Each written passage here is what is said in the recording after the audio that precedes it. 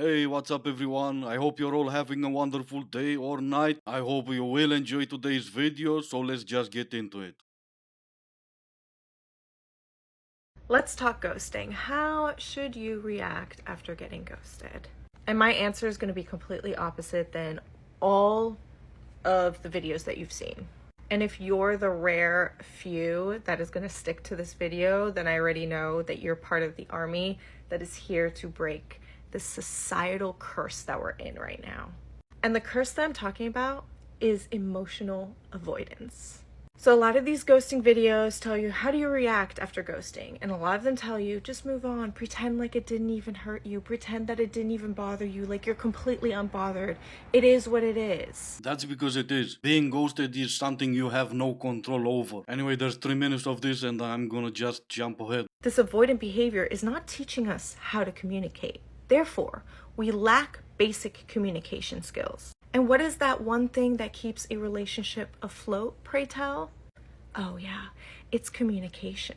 Because a relationship will suffer and crumble if you're not able to communicate with your partner. Ah, great, your partner. The one ghosting you is already telling you he's not gonna be your partner, and there's nothing you can do to change his mind. And I don't even know, even if you did manage to convince him to be your partner, why would you want that? You gotta learn to communicate effectively, and you gotta hold people accountable for their bad behavior. So when someone ghosts you, instead of pretending that it doesn't hurt you for some false reason to show that you're strong, you know what strong people do? They call those people out. Sometimes strong people choose their battles. Again, being ghosted is something that you cannot control. You can send them 100 messages trying to hold them accountable for ghosting you, but chances are they're not even gonna read them. So I stopped talking to guys and seeing people for some time now because I want to become that person for myself.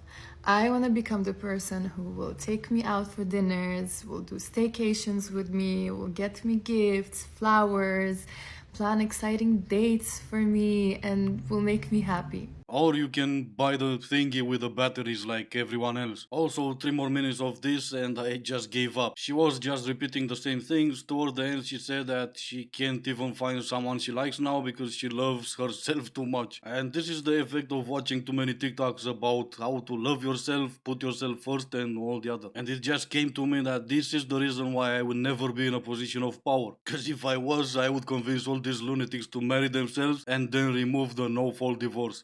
What was that? You slept with someone else? Well, you only cheated on yourself, so haha, tough luck, you're still married. I started thinking like a man, and I think more people need to do it. Women need the right person, and men need the right time. A woman will turn her entire life upside down for a man she met 24 hours ago. Quit her job, move across the country, change her values, change her entire identity. I know this because I did it. I did all of that. Even if we're not looking for a relationship, we don't want a relationship. We will make ourselves ready for that one person. Men, they just need the right time. If they're not mentally and emotionally ready to be in a relationship, no woman can change that. They might tell you what you want to hear, entertain things for a little bit, but eventually things aren't going to work out because they're not ready for a relationship. But when a man does decide he's ready, he will literally pluck any woman in front of him and insert them into his life. She is the one. She most likely didn't do anything differently than the other women did. She was just at the right place at the right time, at his right time. And once again, another expert on men. Yeah, sorry, princess, that's not how men think. I know they try to convince you that that's what men do, that's how men married, and apparently it worked, but that's not really how men marry. Oh, and just an idea, if you really try to think as men think, maybe you should listen to, men. This is just your casual reminder that a man can literally never be out of your league like he's a man. You can bet your mustache I can. I am a man. The other day I was talking with a friend about how men in their late 30s and even 40s will date a woman for 1 to 2 months and then break up with them and tell them, well, I just wasn't ready for a relationship. And my friend was like, how are these men not ready for a relationship? They're single and in their 30s and 40s. And it dawned on me that these men are not ready for a partnership. As women are standing up and requesting more from men in relationships, what these men are actually saying is that I am ready for a relationship. I'm ready for a relationship with traditional values where a woman takes care of me. You weren't taking care of me. You want a partnership. I'm not willing to show up and meet you halfway. These men are ready for relationships. They're not ready for partnerships because they don't want to do the work to meet someone halfway, and they want a woman who's just going to cater to them like their moms.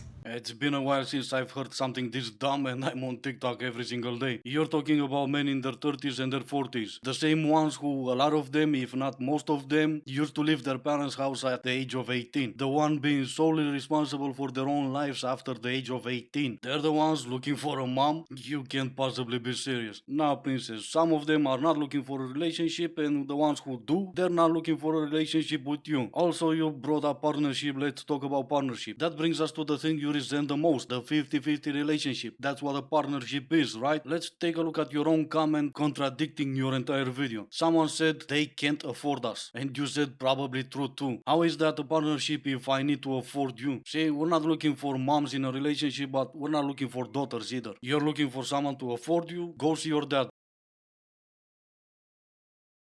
I tell myself that I would rather be alone forever than settle, and I'm a little worried the universe is like, okay, bet. Enjoy freezing your eggs, bitch. Enjoy raising children alone.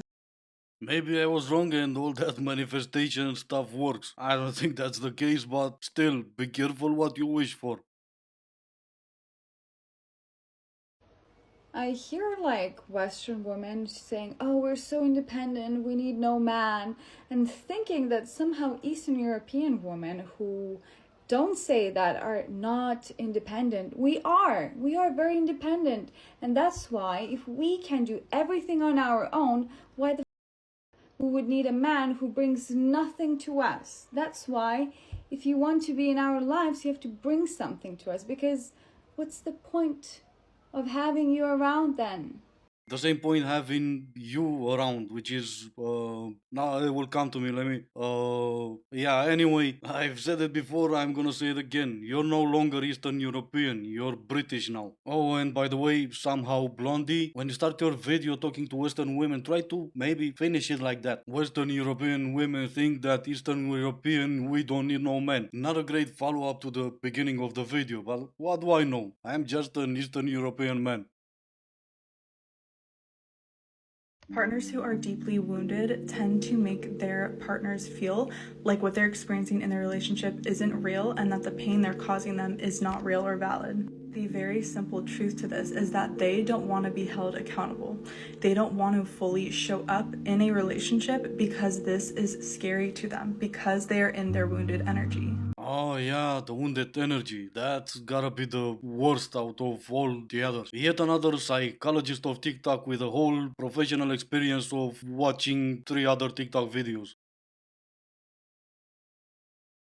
Okay, I don't know who needs to hear this. If you're a girl and you don't get hit on very often, I've had so many girlfriends like wonder this and talk about this, and I used to do the same thing. Some really good advice that my mom gave me is that if you're out at bars, like college bars, and you're not getting hit on, it's not you, it's just the kind of guys that you're around. You come off as hard to get. Absolutely, your mom lied. You have spicy in your name. How hard to get are you? The only thing your mom was right was men are not going to bars and clubs to find their wife. It's February, Brad. No, it's not. Yes, it is. I'm looking at the calendar now. Don't worry about the calendar. Listen to the question carefully, Jen, yeah? How many months of the year have 28 days? 1 February. I'm looking at the calendar. January has 31. February 28. March 31. Yeah. What are you not getting about So that? the question is, how many months of the year have 28 days? 1 February. No, it's not. And February is gonna disappear in 2024 because it will have 29 days. Anyway, this is gonna be it for today. As always, I do hope you enjoyed the video. If you didn't, I still appreciate you for making it this far. Thank you all so much for watching. Stay safe and I will see you in the next one.